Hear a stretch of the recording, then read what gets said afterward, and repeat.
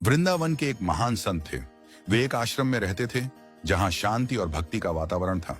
संत रोजाना बिहारी जी के दर्शन करते और धाम वृंदावन की परिक्रमा करते थे। एक दिन संत जी को परिक्रमा करते समय एक तोता जमीन पर पड़ा हुआ मिला।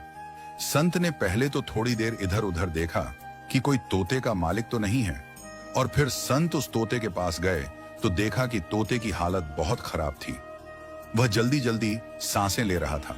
संत जी ने जल्दी से तोते को पानी पिलाया और उस तोते को अपने आश्रम पर ले आए। तोते को थोड़ा खाने को दिया और आराम करने के लिए अंदर कुटिया में सुला दिया।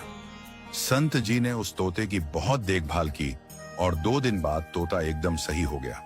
संत जी ने उस तोते का नाम मिट्ठू रखा। तोता बहुत हरा भरा, चंचल और बुद्धिमान था। संत ने उस तोते को बच्चों की तरह पाला और उसे अपने साथ भक्ति में लगा लिया। संत जी ने उसे गीता के श्लोक भी सिखाए थे। प्रतिदिन तोता प्रातःकाल उठकर मधुर स्वर में भगवद गीता के श्लोक गाता, कर्मण्येवाधिकारस्ते मां फलेषु कदाचन। आश्रम में जो भी आता वह तोते की यह दिव्य वाणी सुनकर अभिभूत हो जाता। लोग कहते, बाबा आपने तो तोते को भी ज्ञानी बना दिया। संत मुस्कुराते और कहते, भक्ति किसी भी रूप में आ सकती है। यदि भाव शुद्ध हो तो पक्षी भी भगवान का नाम ले सकते हैं। परंतु एक दिन आकाश में घनघोर बादल छा गए। वातावरण में अजीब बेचैनी थी। उसी दिन एक बिल्ली दबे पांव आई और अचानक तोते पर झपट पड़ी। तोता चीखते हुए टाय टाय करता हुआ बिल्ली की पकड़ में आ गया और अंतर्धान हो गया। अब संत मौन हो गए। वे कुछ न कहते न खाते, बस एक तक देखते रहते।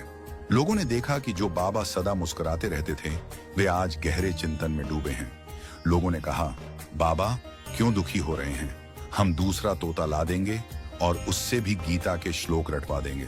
संत ने शांत स्वर में उत्तर दिया, मैं तोते के चले जाने से दुखी नहीं हूं, बल्कि उस क्षण से दुखी हूं जब बिल्ली ने उस पर झपटा मारा। उसने कोई श्लोक नहीं कहा, केवल टाय टाय किया। मैं सोच में हूं, मैंने भी जीवन भर भगवद गीता पढ़ी है, पर जिस क्षण यमराज मुझ पर झपटेंगे, क्या मेरे मुख से भी कर्मण्येवाधिकारस्ते निकलेगा या केवल डर और भ्रम से टाय टाय ही निकलेगा? इसलिए ही तो महापुरुष कहते हैं, ज्ञान और भक्ति को इतना भीतर तक उतारो कि वह केवल जुबान की नहीं बल्कि आत्मा की गूंज बन जाए, ताकि संकट के समय भी वही मुख से निकले जो ईश्वर की ओर ले जाए, ना कि भय की ओर। सच्चा ज्ञान वही है जो कठिन समय में भी तुम्हारा साथ न छोड़े, और सच्ची भक्ति वही है जो मृत्यु के क्षण में भी तुम्हें ईश्वर का स्मरण कराए।